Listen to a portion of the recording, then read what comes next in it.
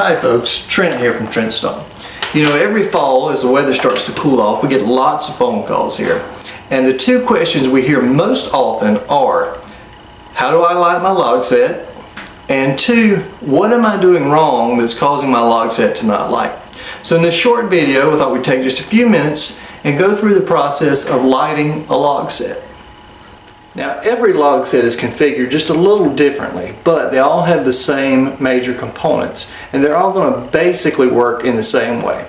I'm going to take this Peterson Charred Frontier set, a vent-free set here, to show you how to light it. Now, keep in mind, your set may be just a little different. The knobs may look a little different, they may be labeled different, they may be in different locations, but you're still going to go through the same basic process to light your set. First thing we want to do is check to make sure that the gas supply is on. Your gas supply valve may be similar to this, or you may have a key valve like this one here. Now, that turns counterclockwise to be fully open, and in most cases you want it to be fully open.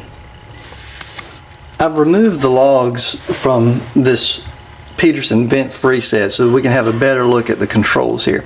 Now keep in mind, if you have a vent-free set and you need to remove the logs to light the pallet, make sure that you put those logs back in the correct placement. That is very important to the clean burning of that set. I recommend, if you need to remove them, to take a picture of them before you remove them so that you can place them back correctly. Now we'll start with this set with our main control knob here. Again, keep in mind your knob may be on the other side of the set, or it may actually be flipped up where it's pointing up instead of out. But anyway, you want to find that main knob. Now this one is labeled on and off and has an indicator line. This particular one, that indicator line is at approximately 3 o'clock, is the off position. With your set, what you want to do is turn it completely clockwise as far as it will go. That will be the off position. From that position, you need to find the pallet position. Now on this particular set, it is with the indicator at 12 o'clock. Yours may be a little different. The easiest way I find is to take it and gently push in as you turn it counterclockwise, and you should feel a point where it pushes a little farther back than in the other positions. Also, if it's quiet in the room, you can listen and you should hear the gas start coming in when you find the pallet position and have it pushed all the way back. So, now that we've found that position, we put it in the pallet position and push the knob all the way in. While we're holding the knob, we find the piezo snap button and we snap it. Now this particular set, the pallet lit with the first snap. We'll turn the camera so that you can see the pallet is underneath this one. Again, your set may be different and the pallet may be in a different position, but you should see a small blue flame in the pallet area. Some sets are arranged so that the logs hide that pallet. Again, if the room is quiet, you will usually hear that pallet light ignite. Once the pallet has lit, and again, if yours doesn't light on the first snap, continue to hold the knob in and repeat that snapping process about every 5 seconds until the pallet does light. Once the pallet has lit, continue to hold this knob in for about 30 to 45 seconds.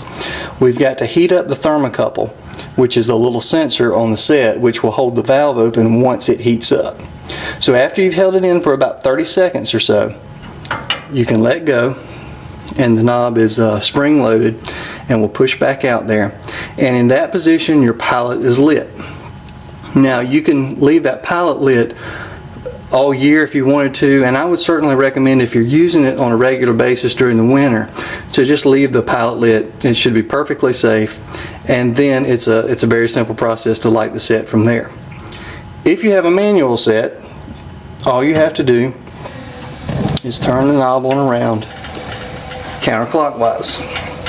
Now again, depending on your set, you may have a variable control where you can adjust your high and your low flame, or you may have settings. You may have like a 1, 2, 3 high, medium, and low setting. But once that pallet is lit, you can turn the knob and use it to adjust your flame height.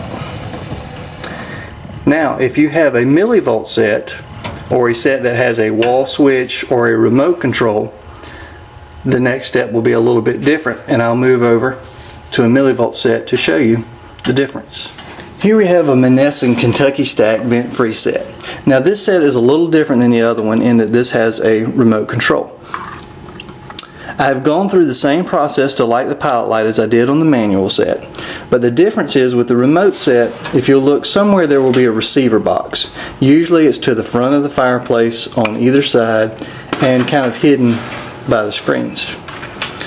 Now that box is going to contain a set of batteries, and I suggest that the first time you're lighting this set in the beginning of the cool weather, that you replace the batteries in the set every year.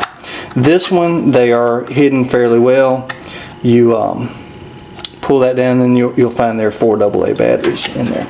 You also have a small battery within the transmitter, and it's just a good practice at the beginning of each cold season to go ahead and replace all of those batteries. Now, you have 3 positions with this particular one. You have an off, a remote, and an on position. We're going to be using the remote, so we're going to leave it in that remote position there. And then we take our remote control, press the on button, and our set lights. Now, if for some reason you have misplaced the remote, with this particular set, you can also use the switch there to turn it on. Or if the batteries are dead in the set and you don't have any batteries handy, you can reach back on the set and there's a rocker switch that is hardwired into the set, and regardless of batteries, it will light the set. Now again, your set may be configured a little bit differently, but you're going to still have the same basic components, and it's going to operate basically the same way. So as long as you can locate your main control knob, your piezo igniter, and your switches, you should be able to use this information and light your set up, and hopefully have a very warm winter next to your cozy set of locks.